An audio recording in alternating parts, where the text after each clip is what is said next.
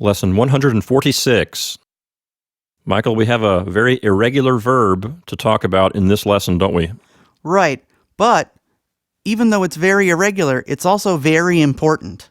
And in fact, you're going to need to use this if you're going to express things that you want or need in Latin.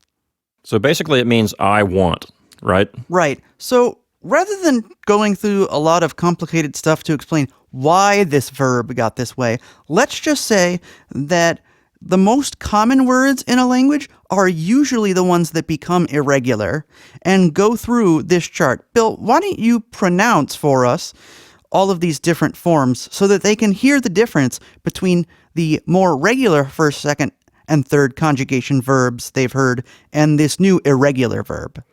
Okay, I'll just go through the chart one by one. Wolo, wis, wult, wolamus, wultis, wolunt. And the infinitive form is wele. So not only is it important to understand and to memorize the slightly different forms of this verb, but it's also important to understand how we can use it. And the first way we can use it is the typical way that you're used to, with an accusative direct object. So you can see in our examples here, we have volo novum equum, I want a new horse, and canis meus cibum vult.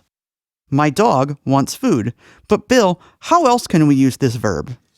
We can use it with a complementary infinitive, which is something you've been doing for a long time with the verb possum, which means I am able. For a long time you've said things like possum navigare, I am able to sail. Now we're going to make that kind of construction with wolo.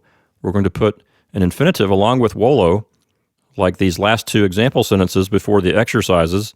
Here's our first one, volamus ambulare ad flumen. Right, we want to walk to the river.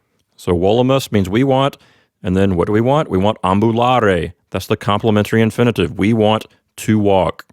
It's really not difficult because you've been doing it for a really long time with possum.